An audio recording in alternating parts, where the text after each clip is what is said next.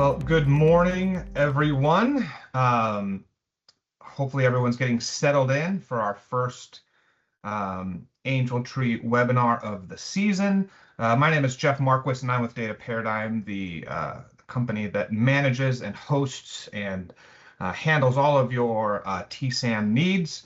And so just a few items of kind of housekeeping. So you want to familiarize yourself with the interface. I'm going to walk through, today we're walking through the campaign settings. And so we're kind of going to jump in and explain what all of those mean, kind of help you strategize a little bit. And we're going to kind of reserve all of the questions there for the end. And so what we're going to do is we'll go through, we've got our team that's going to handle those questions. So obviously as questions come up, as curiosity comes, go ahead and of course put those questions in there, and then if at the very end our team, Eduardo and everybody there, will go through and they'll go through and highlight any questions going to be beneficial for the entire group. I typically start just a few minutes after the start, just to kind of let some of the stragglers come on. It's a new interface. Compared to last year, we used a different interface. Now we're in a Teams webinar, so hopefully it's just as straightforward, and you're going to make yourself as familiar with the interface. So go ahead and send those questions in, and Eduardo will jump in and kind of address those as needed. Additionally, hopefully I am sharing my screen as we get ready to dive into our campaign settings. And so if you're not seeing my screen, go ahead and put that in as a question, and we'll get that resolved as quickly as possible. Everybody is muted for now. At the end, we will be able to answer those questions, and we'll unmute you as needed. Just a kind of a quick reminder of upcoming webinars. We have this webinar is covering our campaign settings. And then we have another webinar today, this afternoon at 3 o'clock Central. We'll be going through applicant management, right? What does it mean to process an application? And I'll do my best to try to cover all the bases. Obviously, with 950 plus campaigns across the United States, there's going to be quite a few nuances and differences across the campaign, but the system is intentionally flexible to be able to meet your needs. And so we'll be able to kind of help answer those questions if you've got any unique processing needs. And then next Friday, we'll be going through our Angel processing, our Angel, what it means to allocate angels, create sponsored allocation sites for those locations that want to have a public, a sponsored adoption site to be able to circulate amongst their team. That's going to be all next Friday. And then additionally, at the very end next Friday, we're going to have a town hall style Q&A. And so if there's any questions, strategy questions, we'll be able to kind of hop on one of these webinars and be able to just answer those questions that have come up as you're getting ready to go and move forward. One thing that's important that would be helpful is if you know that you have a question that you want to get answered in the town hall, go ahead and submit that question to support@tsam.org, your support line for all of your Angel Tree needs. Go ahead and submit those questions online, and we'll be able to kind of categorize those together. But hopefully that'll be a beneficial time for you to get some system questions answered, but also some strategy questions, right? How can I best accomplish your needs as you jump in and build your Angel Tree campaign? All right, so I have rambled on long enough, and so we're going to go ahead and jump into our campaign settings. And I want to highlight one thing before we jump in. We're in our development environment, kind of a testing and demonstration environment. And so you'll see a little bit of a red tag there on the top that says DEV. That's just because that's the environment we're in, as to not impact the Paris, Texas location. And so we're going to jump in. But one thing I want to encourage that a lot of times people don't do is, before you go in and configure your campaign, before you go in and go step by step, as we're going to show you, sit down and, independent of the system in its entirety, kind of craft out what your location is going to look like. How many angels are you going to adopt? When are your anticipated distribution dates? How many places are you distributing from? All of those things are going to be incredibly helpful as you dive in, because as you'll see as we go along, some of these elements kind of stack upon one another. And so we want to do our best to keep you from having to go back and forth and back and forth. But if you can kind of sit down with your team and kind of craft out what that looks like, that's going to be incredibly beneficial for you as you jump in. Okay, so we're going to jump into our campaign settings, and you are looking at the screen here as someone who has administrative rights. In the system here, it's called Can Manage Angel Tree. That's typically the officer, maybe your social service director, sometimes administrative assistants kind of help configure, but not everyone's going to have access to this interface.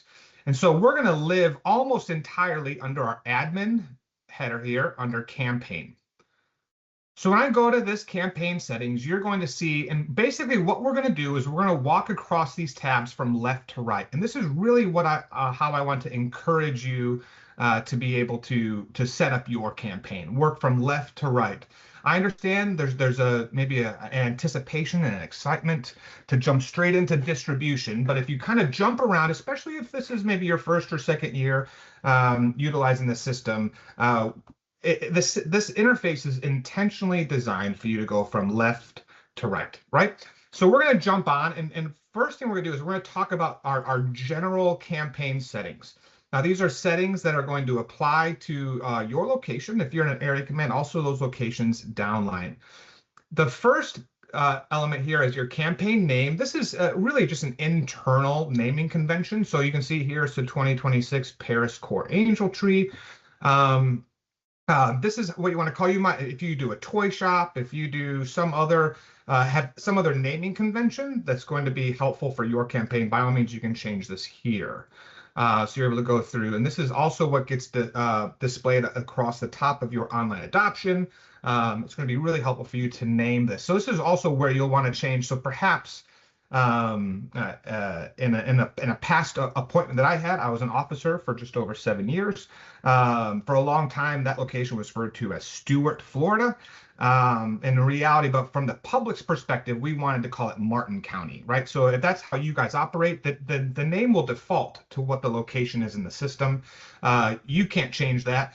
If you really want to, you can talk to your territorial headquarters, but to be honest with you, you're probably not going to get that far with that. So if you've got a different naming convention for the public, you can change that here. All right.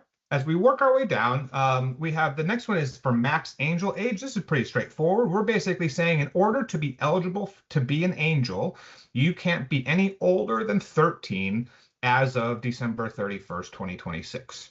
The system does not allow the applicant to determine for themselves if the person they're registering is eligible for Angel Tree. The system will kind of intelligently analyze the date of the person they're registering, of that household member, to say, yes, this person's eligible or not. They can say, even if they're eligible, that, oh, you know, our 13-year-old, even though they're eligible here, they're going to sign up through another community program for one reason or another. So they do have the ability to kind of default that, but that's where you'll want to set your max angel age. Just below that says allow applicants with no angels. Now you might be saying, why on earth would Angel Tree allow us a system to allow applicants with no angels? And that's because many locations use this interface not only for their Angel Tree requests, but all of their Christmas requests in its entirety, which includes food boxes. If I set this to no, as it is right now, the system is going to require at least one eligible angel in order to submit. So if you're going to use this system to allow for simply Angel Tree, to allow for food box distribution, thus maybe a single adult or adults with no children being able to register, you're going to want to set that to yes. Allow that below that is senior angels. You can see this is intelligently conditional. So if I set it to no, you see those fields went away. If I say yes, okay, well then I want to be able to set what is the minimum senior angel age. In this case, it's 65 by the end of the year. If you set no minimum senior angel age, you can do that. Some places do that for the purposes of allowing neurodivergent adults, adults with special needs, that may be allowing those individuals who may be 20, 30, 40 years old, but that are eligible for their program to register. If you set that, that's fine, that's great. But what that means is that every single household member that the applicant registered is going to technically be eligible, right? You could be 18, 30, 70, 150, and you're going to be eligible to be an angel. And so you just want to double check that. And there might be a legitimate business reason for why you're doing that. But again, if you set no minimum angel age, every single household member is going to be eligible. Well, we're going to set this the minimum age at 65. Final gift return. This is just a date for the public. And so we want those angels not back by November 19th, but we're going to say we want them back by December 10th, right? Because our distribution is going to be that next week. Then we have our angel tag template. Now you can see a sample here as we go through. This is what your angel tag template is going to look like.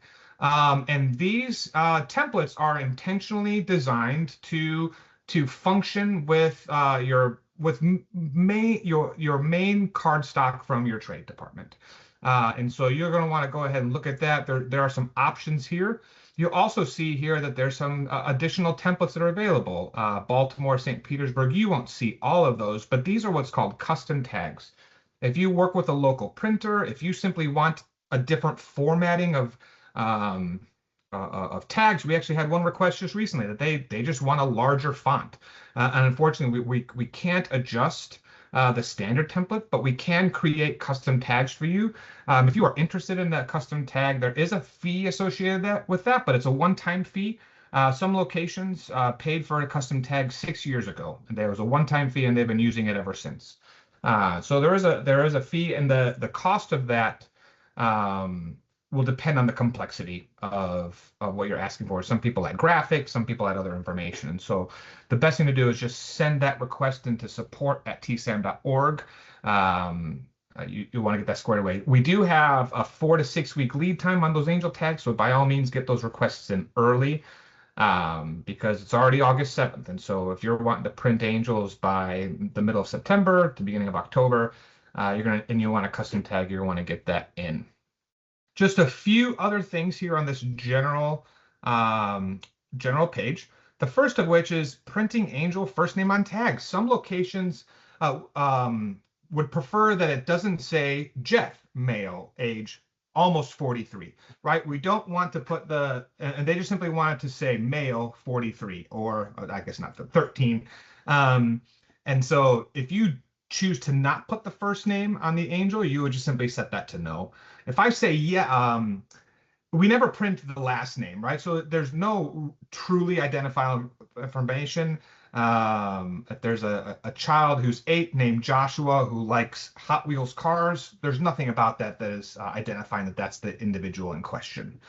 The last one here is an adopt a family route, and we'll talk a little bit more about this in our afternoon webinar when we talk about applicant processing. But by enabling this, you're basically allowing an administrator to set the applicant to be an adopt a family, right? That allows them to go through and allow all household members to request a need and a wish. So we'll talk more about this afternoon.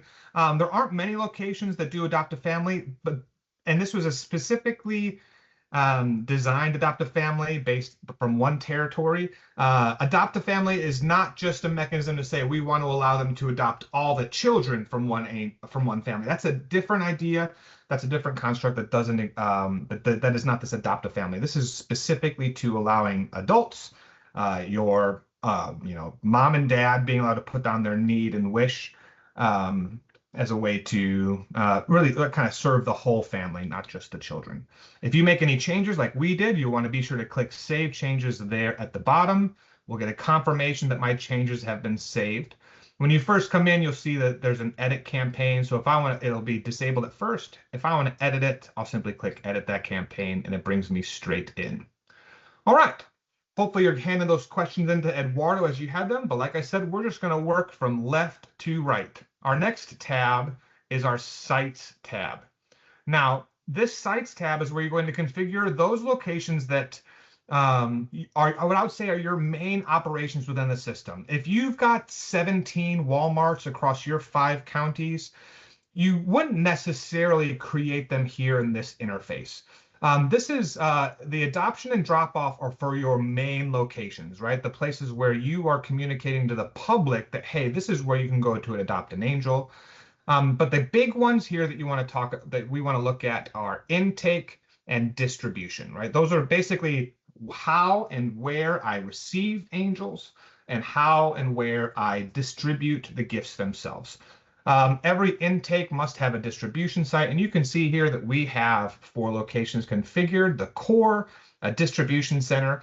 We do have a replica angel program, which is allows for essentially I don't want to say fake, but or forgotten, but we call them replica angels. It's angels that you can put on adoption sites as a way to allow the public to adopt. The public doesn't really know that they're not actual angels from within your interface, but this is for those locations that um, perhaps they want to get angel trees out before they do the registration.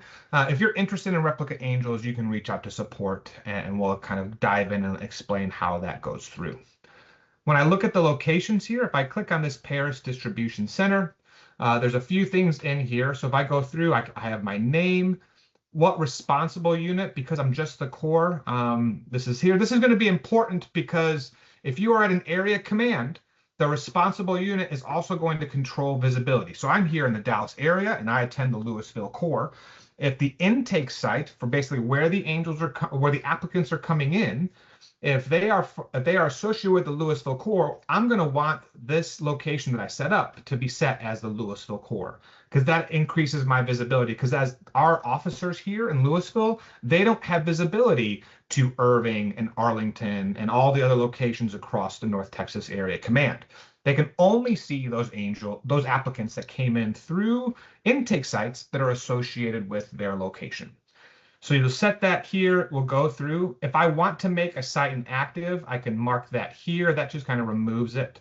And then additionally, as I come through, I can click and drag this as I go through. So if I jump back the address here in Washington Street, I'm able to go through and adjust that as needed.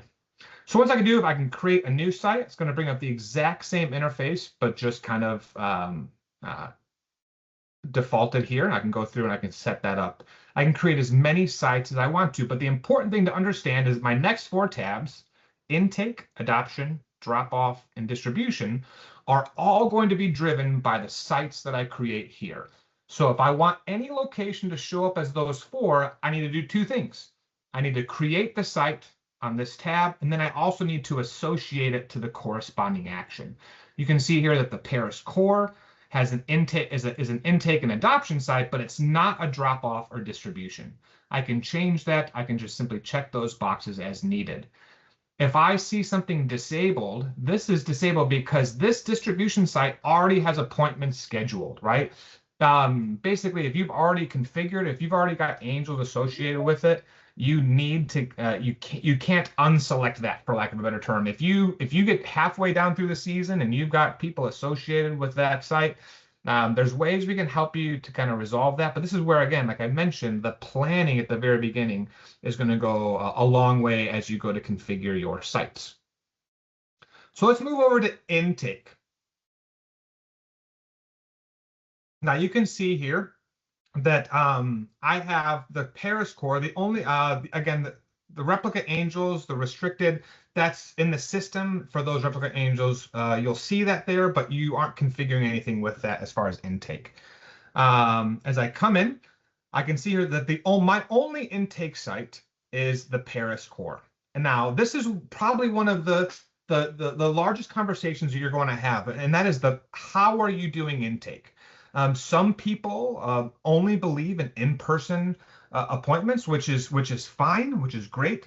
They want to come in to do in-person appointments. If you do in-person appointments, you are going to do typically one of 2 ways. You're going to do it from kind of a first come, first served basis. We're going to do intake on this Wednesday, Thursday, Friday, starting at 8 a.m. The challenge is we did that at our first appointment, and when you do that, people are going to start showing up at 2-3 hours beforehand because they want to make sure they get a spot.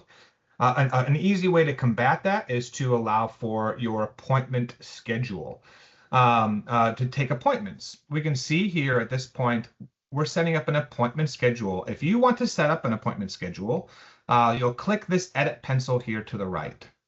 Now, this is going to open up an interface that you're going to become very familiar with this. If you've used the Angel Tree system in the past, this will look familiar to you.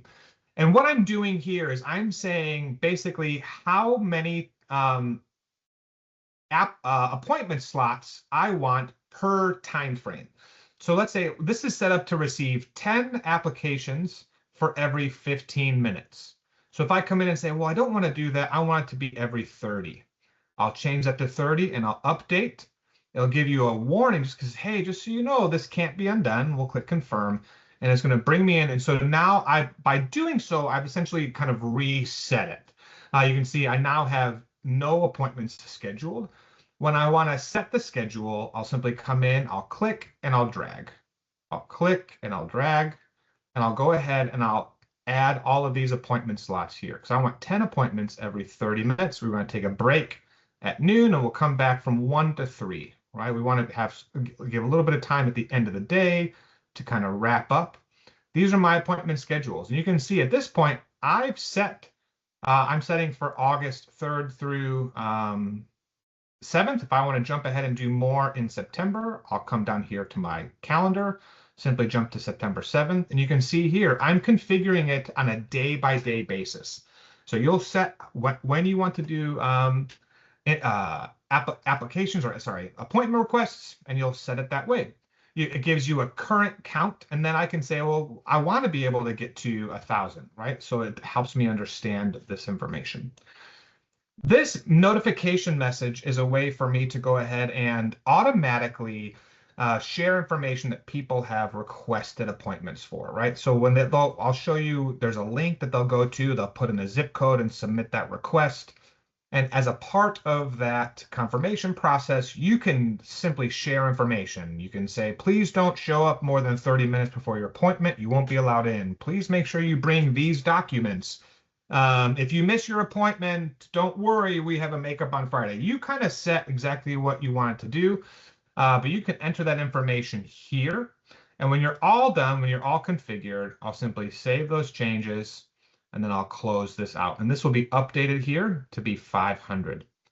Additionally, if you want to share a document, let's say there's a flyer that you want to automatically distribute as a part of your appointment intake, you'll click this little paper clip here, and I'm going to choose a document to upload, right? Maybe it's a flyer for a back to school bash because of the time you're doing. Maybe it's a flyer that with a map of your campus because you've got 3 buildings and you want to make sure they go to the back building and line up at the west door or something along those lines. You can very clearly attach those documents, which will be automatically distributed to the people seeking appointments.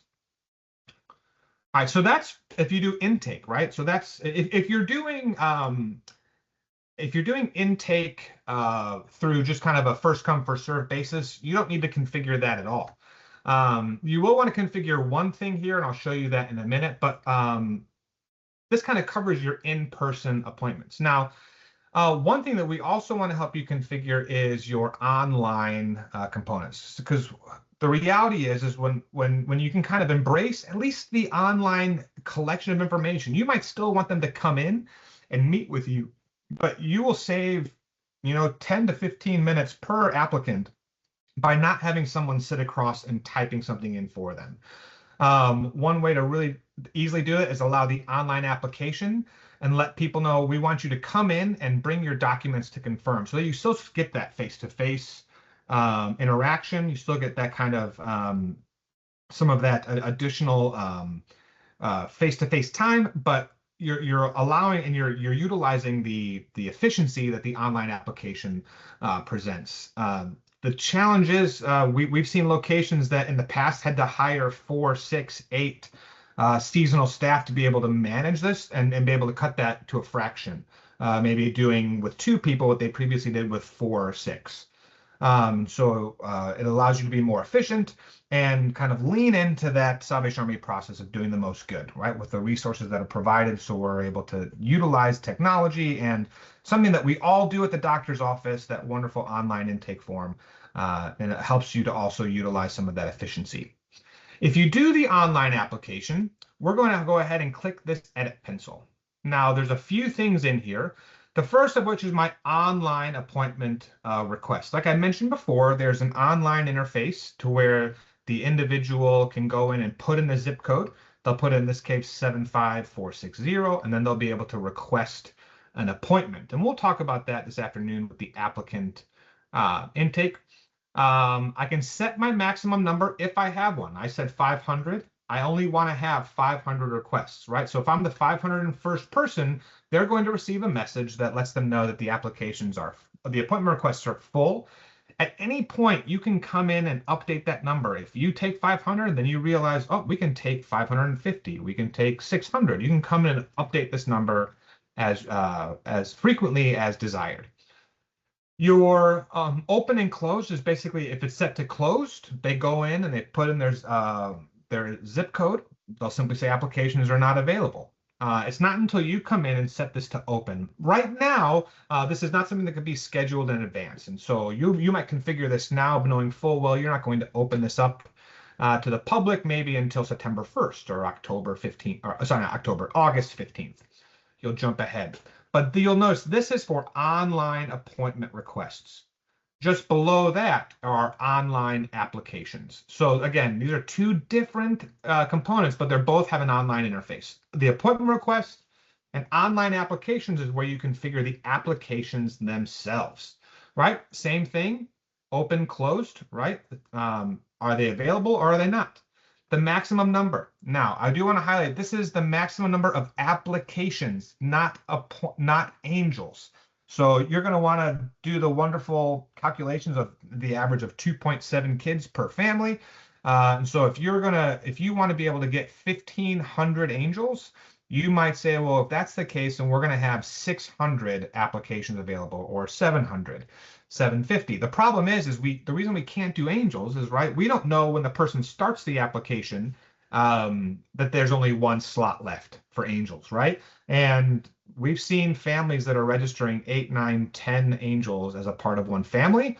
And so as a way to prevent you from going over, you can come in here. But again, you can update this as frequently as needed, right? So if you set it to 500 just to be safe, and once you get that 500, realize you have spots for another 150 kids, go ahead and add 50 more slots into this number. And so we'll update this. So in this case, we want to have 1,500 angels. And so I'm going to set my initial number to be 650 applications. Invitation codes.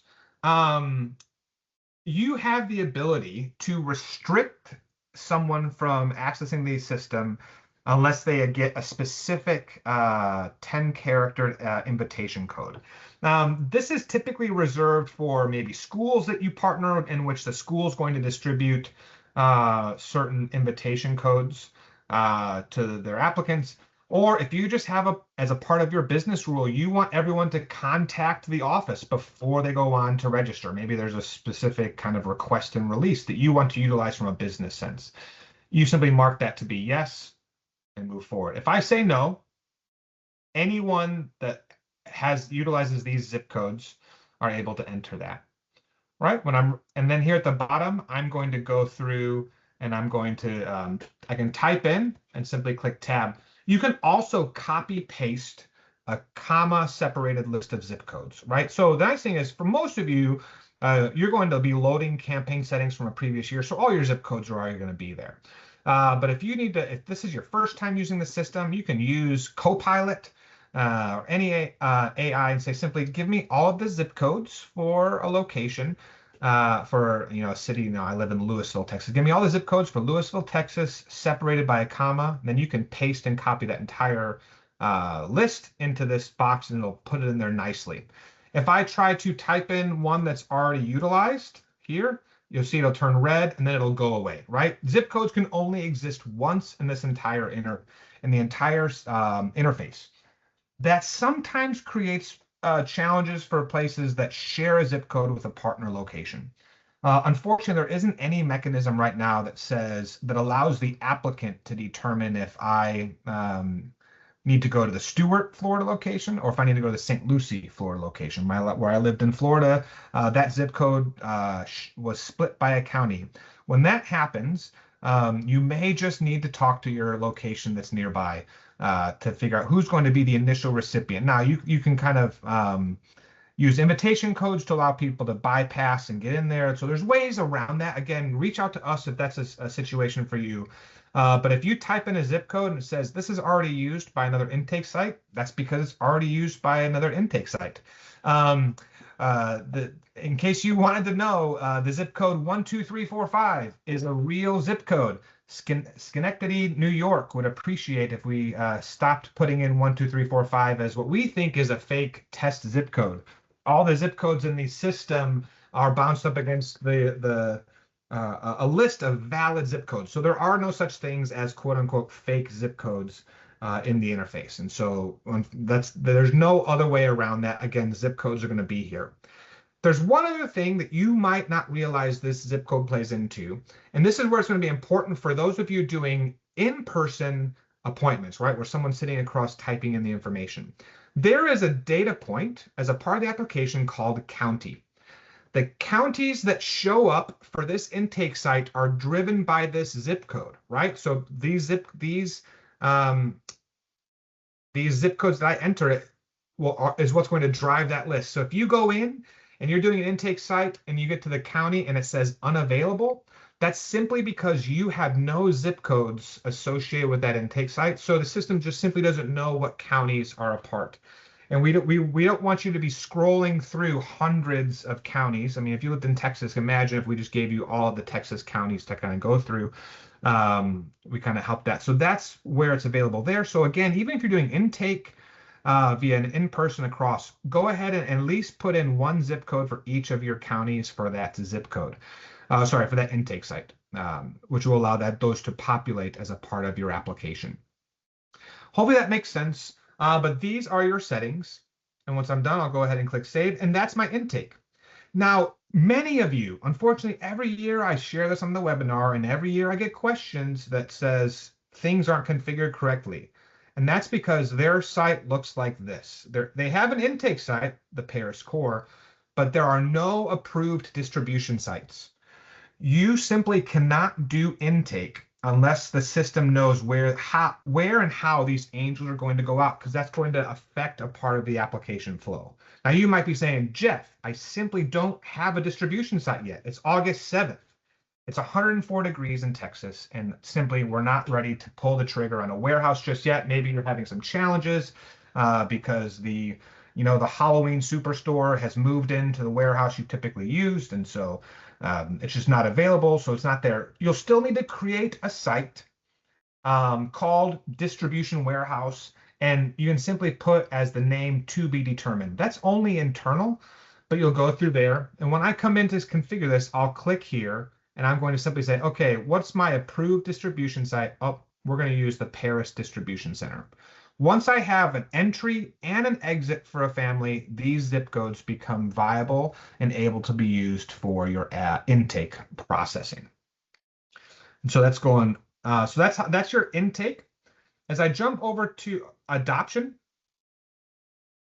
right? This is simply a notice to the public, right? So if I go into the online interface, at the very bottom, it lets the public know where they can go to adopt angels. And all you're going to do here is configure when they can go, right? There's no such thing as segments. It's just opening and closing. You set when it starts.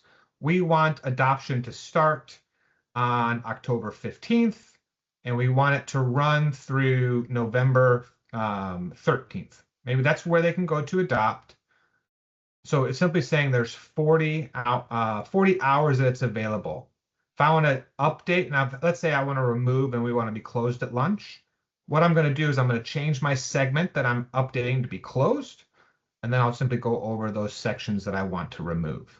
This goes for all of these interfaces, right? So if I want to reset anything back to 0, I just update my segment. Maybe I'll shift it back to open. Maybe on Wednesdays, we do want to be available during lunch. I'll just change that, and that's how I can tweak that.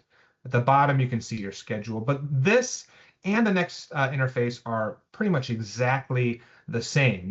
There's no such thing as I'm selecting specific days, this Monday, Tuesday. If you do have a date, maybe it's set up, but no one's going to be, you're not going to be available on October 31st because you have a community block party that you run. So you'll go ahead and you can put that in this notification message, and this gets displayed to the donor when they go on to see. You can see that we're available for 36 hours. Obviously, same as the other one, there's a clear setting. So if I just want to reset it in its entirety, I can go ahead and reset that. So I'm good to go.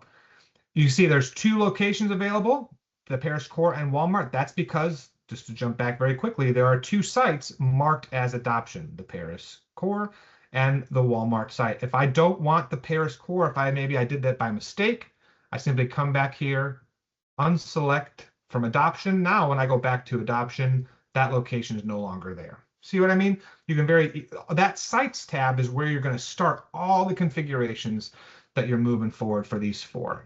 I'm not going to spend much time on the drop off because it's exactly the same as adoption, right? You're simply saying, okay, instead of where I can go to adopt angels, where can I go to pick them up? Same thing. The interface is identical with the exception that you're configuring your drop off as opposed to your adoption. Again, just kind of we're halfway through. Just a reminder, if you came on late, go ahead and submit those questions in our Q&A. Eduardo's going to answer those as needed. Then we'll kind of, Eduardo will kind of hop on the call here at the end, and he'll highlight any questions that you may have as we jump in. So go ahead and put those questions in our Q&A section as we keep going. All right, the last one here, and this is where I want to be very careful to chat through because of all of the configuration settings, our distribution is where we get the most, for lack of a better term, questions, the challenges that we have. Now, I want to configure one from the very beginning and see the replica angels we don't do anything with, and the Paris distribution center is already configured. So I want to add a distribution site. So I'm just going to come back to sites. And I'm going to say, we want the Paris Core, at least for the sake of our training here is going to be available. So I check the box. I go back to distribution. And so now I have the Paris Core. Now you can see here, there's a lot of yellow. There's a lot of things that we simply need to fill out and answer before we're ready to go. And we're going to walk through those. So I'm going to come in here, and to do that, I'm going to click this Edit Pencil. Now, we're just going to start from the top. And we're going to jump into a few things first. The first thing I want to say is when I distribute, how do I want to distribute? The system defaults to 10 segments for every 15 minutes. Now, some of you might say, oh, that's entirely too many. Some of you might say that's entirely too few. Maybe you want to have a really broad approach to handle these things. And you can do this kind of in a few different ways. So let's say you want to set up your segments every 30 minutes. So I'm just going to say every 30 minutes, we want, I'm going to go ahead and update that. And it's going to change it to 30 minutes. And I'm going to want 30 people every 30 minutes, right? So I can come through, and now I'm scheduling it out. As I go through, it tells me what my current count is. Well, maybe you operate a little differently, and you don't want to be stressed over like this person came at 1 versus 1:30, or this person came at 10 versus 10:30. Maybe you simply say, I just want to go in 2-hour blocks, right? So if that's the case, I'm going to set it to be 120 minutes. And I'm going to want to do 100 applicants every 2 hours, right? So I go through and I can set those accordingly. So it gives them you might have a lot of them at the beginning. But this is where you strategize. How do I want people to come to the location? And so this is where you're going to want to set that out. What I will say is more often than not, people operate in 30-minute segments. So that's how I'll go ahead and set that up. Now, we don't want 100 for every 30 minutes. So I'm going to say we want to get 25 families to come through every 30 minutes, right? So that's my distribution segment. As I move down, the next is my distribution code. Now, this is what's going to be printed on the angels. This is typically at least 2 characters, but I wouldn't go any larger than 4 or 5. Most people, 3 is kind of like the sweet spot that we've found. And this is going to help you when an angel comes back to know exactly what distribution site this comes from, right? Like I said, I'm in the North Texas area. They've got multiple distribution sites. They've got a large Fort Worth warehouse. They have a large Dallas warehouse. The Louisville core distributes out of a local church here in the Denton County area. There's so many different options. And if all we did was have a number, a numeric, angel 57, there's no way to very quickly, easily know where this angel goes to as it comes back. Because as much as we want to believe that the angels get returned into their normal area, you might have Louisville angels show up at the Fort Worth warehouse, and the Fort Worth angels show up at the Dallas warehouse.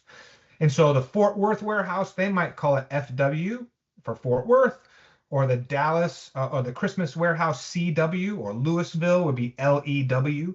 So there's ways to handle that. The key thing here is you can have as many distribution sites for your location if you want. The Paris Core could set up 25 distribution sites if there's a reasonable expectation for those business rules to be there. And so they're going to go in and we're going to set that abbreviation. So in this case, this is the Paris Core. So I'm just simply call that PC for Paris Core. That means every angel that comes in is going to be PC and then a number, so I know where that angel goes. My family codes, where do I want that to start? This is where people get in the most challenges. Like I said, we have we want to take 650 angels. So I'm gonna just jump back here to show you, because we can already see we've already allocated family codes 1 to 15, right? Not too many there. But if I come in, I'll just kind of set this back to where we were. So what I'm going to do is I'm going to want to do family codes. And let's say I'm going to start with code 500.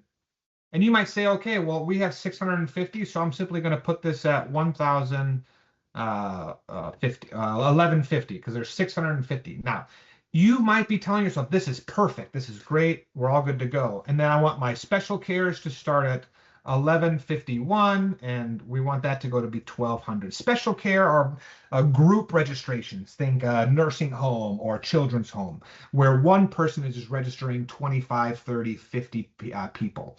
So that's what a special care code is. Now, you might say this is great. Now, inevitably, we will get 20, and I'm not joking, 20 requests, 30 requests, 50 requests every season to help them with their family codes, because they did not give themselves any buffer. They did not. If they come back in and from a business rule say, do you want to? We can actually take 700. We actually take 700 applicants. The problem is you haven't given yourself any buffer. Your special care codes start right after your family code, or maybe multiple distribution sites stack right up against each other. So we typically tell everyone it does no harm for you to give yourself as much buffer as you need. So maybe instead of 650 here, I'm going to want to put 750. So we're going to go to 1250. And then they don't have to happen sequentially. So I might say, well, my special care codes, I want them to start at 2000 to go to 2100. The way I can not only see it in the form of the abbreviation code, but I can also see it in the number itself to know if it's a family code or a special care code. Again, this gives you that buffer that gives you some expansion.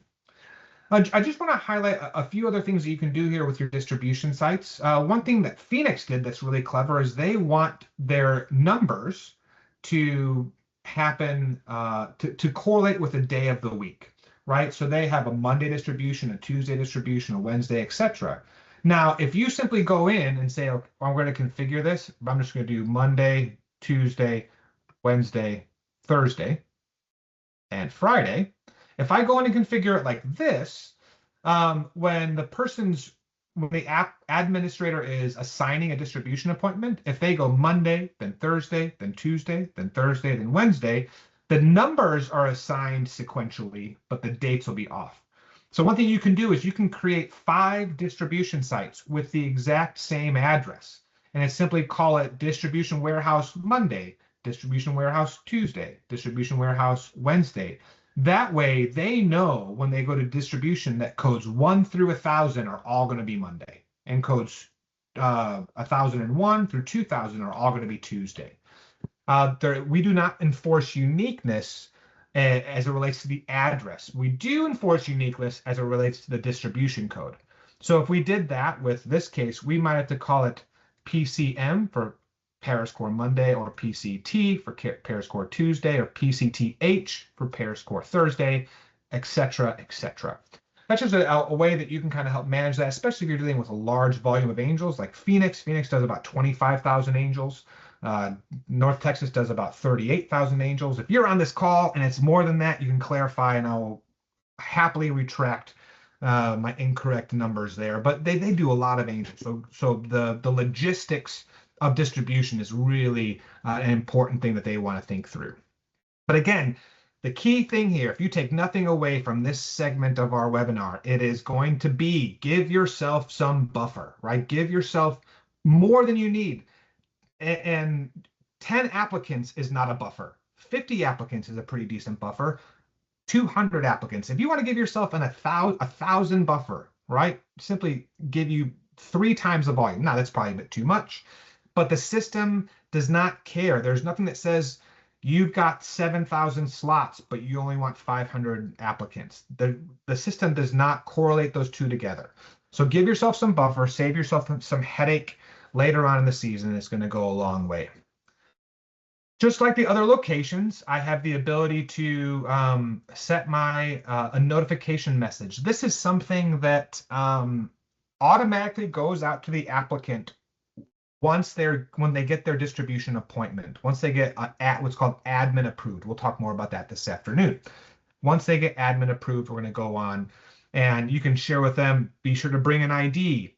Do not, if you're picking up for someone else, you have to have their ID, not a copy. You know, you set the business rules for that accordingly, right? So we're all done. So we're going to close, and we're going to fly through these last couple here, just to kind of jump in. I'm going to move a little bit faster because I'm taking a little bit chat. One thing you'll notice, if you get this pop-up here, that's because there's some videos in this top corner, some training on settings. So you can go ahead and look at that the first time it hops in. All right. Your application, you have 3 different application intakes, and I'm only going to touch on 2 of them because 2 of them are actually the same, but can be configured independently. They're pretty straightforward. Your family applicant intake is if you have an administrator sitting across from someone, you might give them more flexibility to type in free-form text rather than using drop-downs. Or your Angel Tree Public, and then Special Care is, like I said, just for those group registrations, are going to look very different. So we're going to go very quickly through the Angel Tree Public application. You can see here that somewhere, in some cases, these are disabled. That's because on a territorial level, we've said these data points are required. Every data point can be asked, which means it's presented, but it's not required that they answer it as a part of the flow.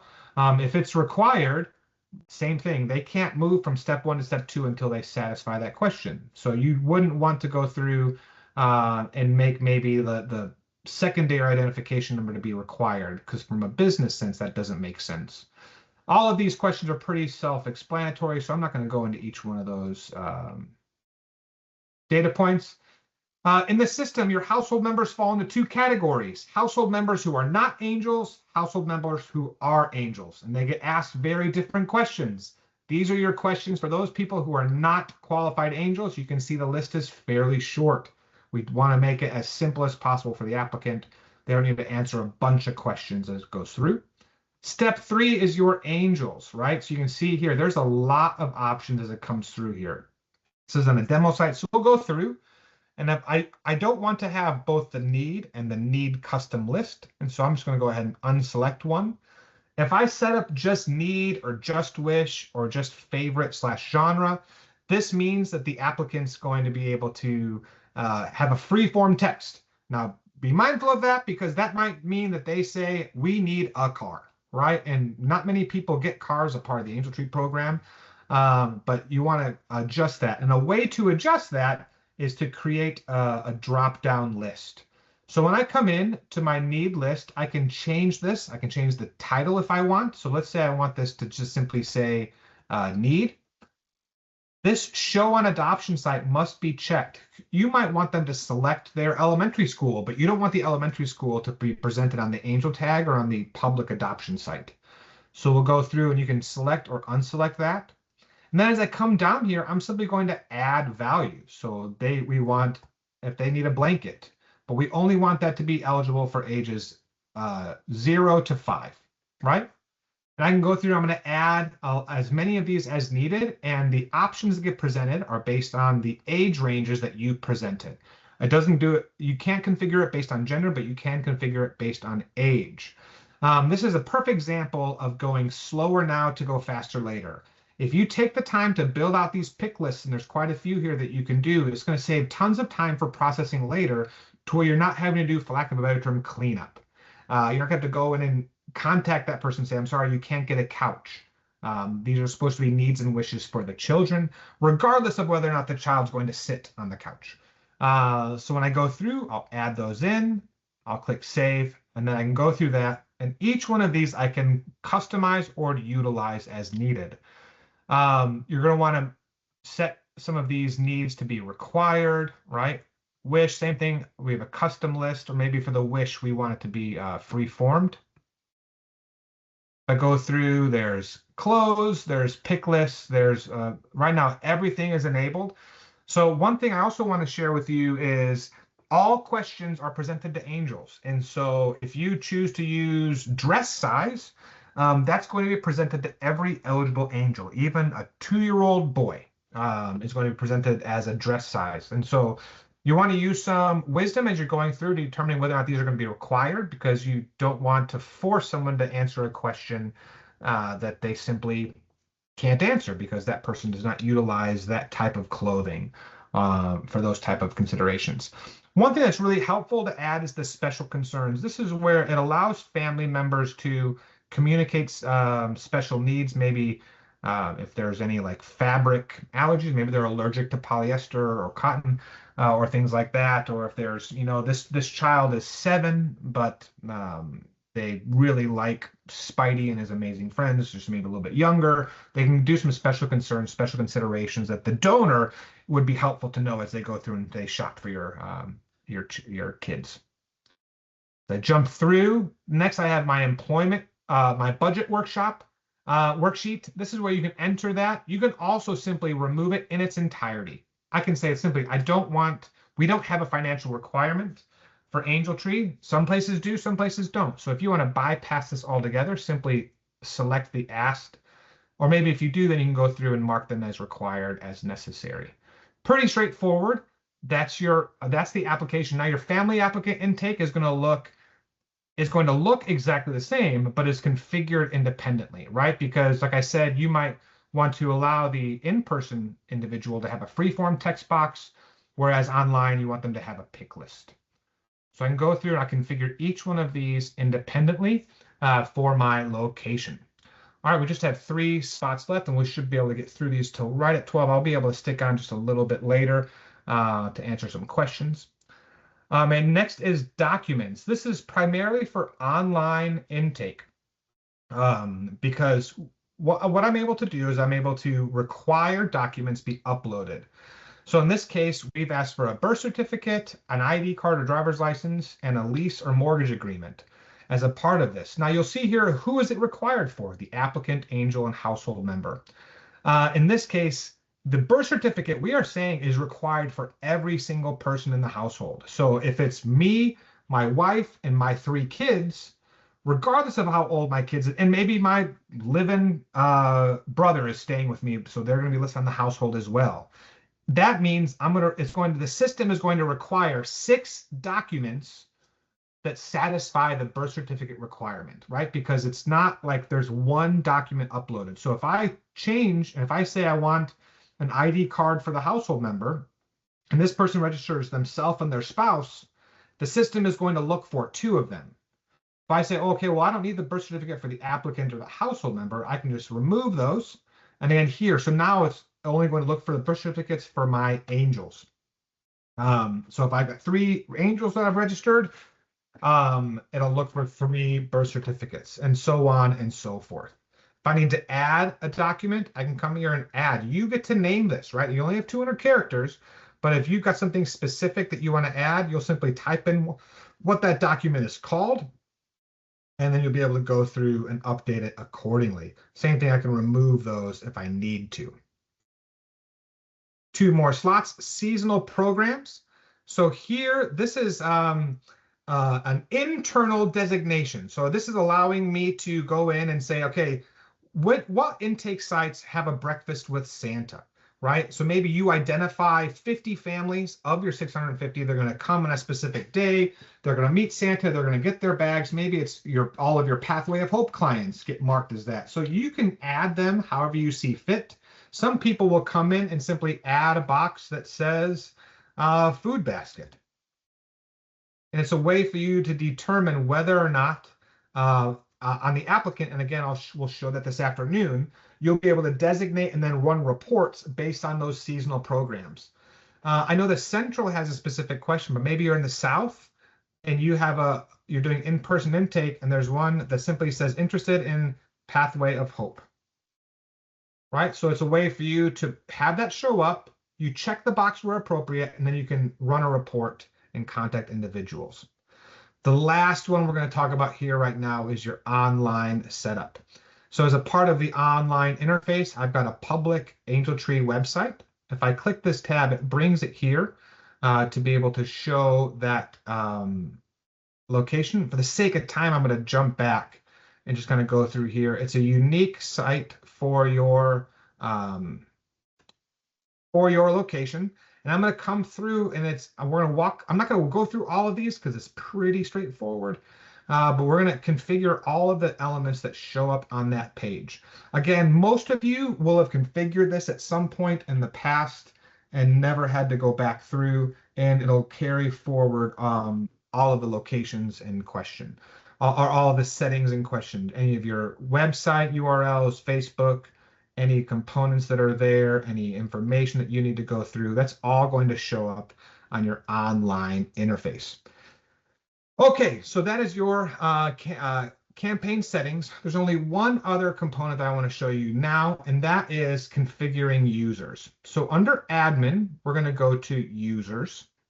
So this is where you're going to go through and you're going to create individuals that have access to the interface for your location. If your employee already has TSAM access, you're going to find them here under AngelTree user, right? In this case, this location only has the 2 officers that are there. So all of the users have already been added. So if I come in and if I remove Major Ellis here, when I go to add her, you can see that they'll show up and I can add them in as needed.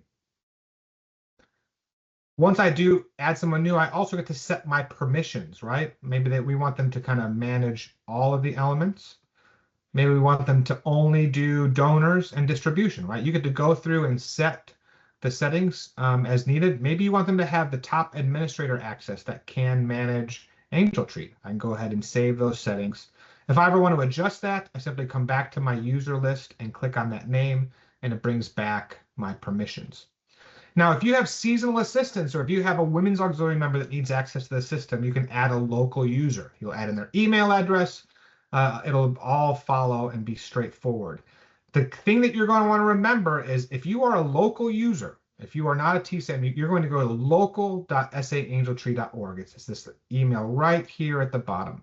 This one down here. Hopefully you're seeing my cursor. This one down here.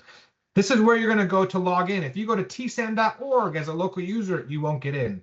If you go to your local user access as a TSAM user, you won't get in. You must go to the respective locations accordingly, right? And so that's really the key thing that you want to go through. So that we are kind of almost out of time. Again, we're going to want to tackle some of these questions.